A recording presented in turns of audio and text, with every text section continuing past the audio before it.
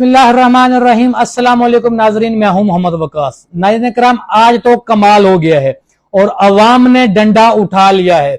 बल्कि यूं कहना चाहिए कि गिलगित बल्तिस्तान की अवाम ने डंडा उठा लिया है कि वो जबरदस्त ताकतवर तरीन लोग कि जो वहां के इलेक्शन का नताइज रिजल्ट जो है वो नहीं दे रहे थे, अवाम ने जबरदस्ती फिर डंडा उनको चढ़ाकर उसका जो नताइज हैं वो हासिल कर लिए हैं।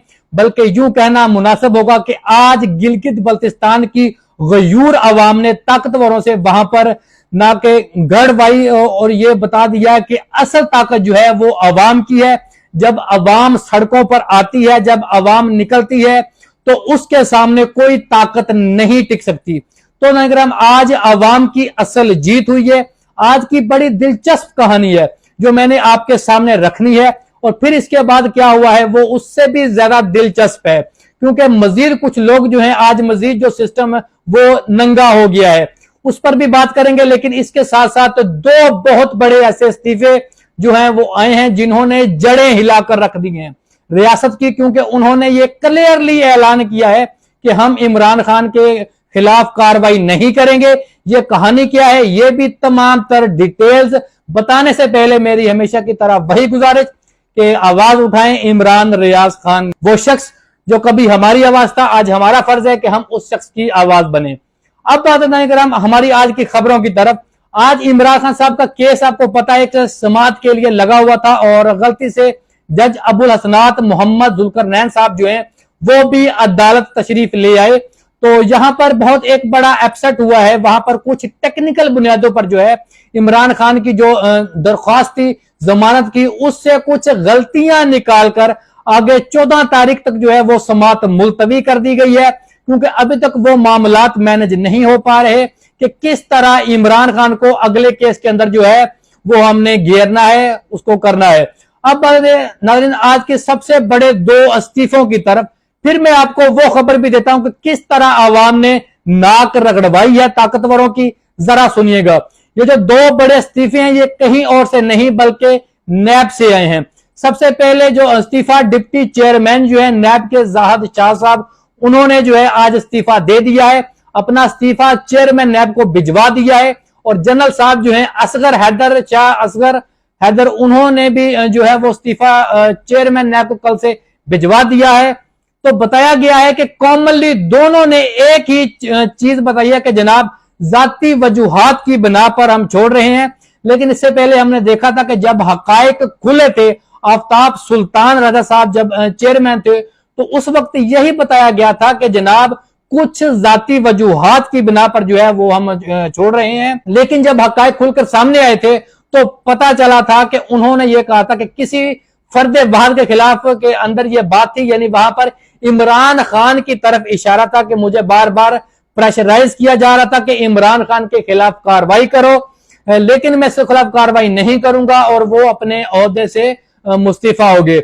अब अचानक ये खबरें आई हैं कि जनाब डिप्टी चेयरमैन नैब जो यानी चेयरमैन नैब के बाद दूसरी सबसे बड़ी ताकतवर नैब के अंदर शख्सियत है, उसने ये बात मानने से इनकार कर दिया है कि इमरान खान के खिलाफ जो फाइलें हैं उनको पहिए लगाए जाए। तो उन्होंने इस्तीफे दे दिया है, और साथ साथ प्रोसिक्यूटर जनरल ने भी कल से अपना इस्तीफा जो है वो चेयरमैन नैब को भिजवा दिया है। अब जो नाज़रीन मैं आपको बताने जा रहा हूं कि जीबी के अंदर अवाम ने डंडा देकर अपना जो है हक ले लिया है। वहां पर हुआ क्या है एक्चुअली नाज़रीन, आपको पता है कि अवाम वहां पर सबसे पहले नताइज रोकेंगे, लेकिन फिर अवाम सड़कों पर आई है, जो इलेक्शन कमीशन के दरवाजे पर बैठ गई।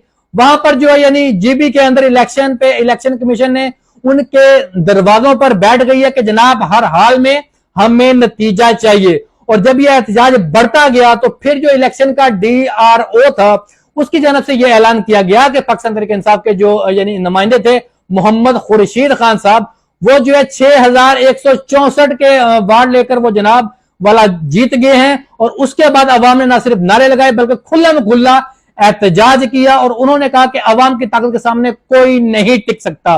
देखिए, तमाम हमारे खिलाफ रियासती मशीनरी को जो इस्तेमाल करने के बावजूद हमने अपने कैंडिडेट को जितवा दिया, तो उसके बाद किसकी भी ज्यादा ईगो हर्ट हुई है तो वो DRO को डंडा दिया गया, और फिर वो जो है यानी जो नतीजा था वो इलेक्शन एक्ट के अंदर जो है कुछ गलतियों की वजह से उसे रोक दिया जाता है और यह बताया जाता है कि जनाब अभी तक वो रिजल्ट जो है, यानी देखें दुनिया जहां पर पहुंच चुकी है और हम एक हल्के का इलेक्शन जो है वो अभी तक उसका रिजल्ट अनाउंस नहीं हो रहा। यानी कि ये एक इंडिया की तरफ एक रुख किया जा रहा है कि दुनिया चांद की तरफ पहुंच गई है और हमारा अभी तक ये जो इलेक्शन का रिजल्ट है वो अभी तक अनाउंस नहीं किया जा रहा है।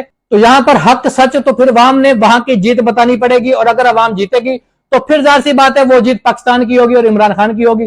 तो हम वो बताना नहीं चाह रहे। तो अब नगर यहां पर जाते जाते एक और भी जबरदस्त खबर है, क्योंकि उमर अता बंदरयाल साहब जाने वाले हैं, 5 दिनों के मेहमान रह गए हैं। तो उन्होंने उनके बारे में भी यह खबर ले है कि उन्होंने आज जो एक जबरदस्त खिताब किया है, लेकिन उस किताब पर हम बात नहीं करते। हम ये कहते हैं कि जनाब बताने वाले ये बताते हैं कि आते ही उमर रजा बंदरयाल साहब ने फरवरी 2022 के अंदर जो है पाकिस्तान के खिलाफ सबसे बड़ी साजिश थी, जो अब तक की रिपोर्ट की जा रही है, जिसके मुताबिक इंक्वायरी चल रही है, उसके अंदर जो सबसे बड़े किरदार थे वो कोई और नहीं बल्कि उमर अता बंदरयाल साहब थे।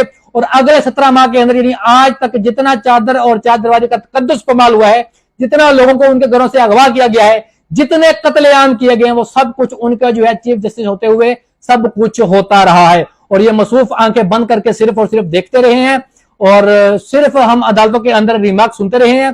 कोई बड़ा फैसला उन्होंने नहीं किया। हाँ, अगर कोई फैसला आया भी है तो उसे माना नहीं गया। और हमें आज तक ये चूर्ण बेचा जा रहा है कि हम 14 मई वाला जो इलेक्शन करवाने की तारीख थी उस पर कायम है, जबकि 14 मई कहां का कहां गुजर गया है वो जनाबे वाला अब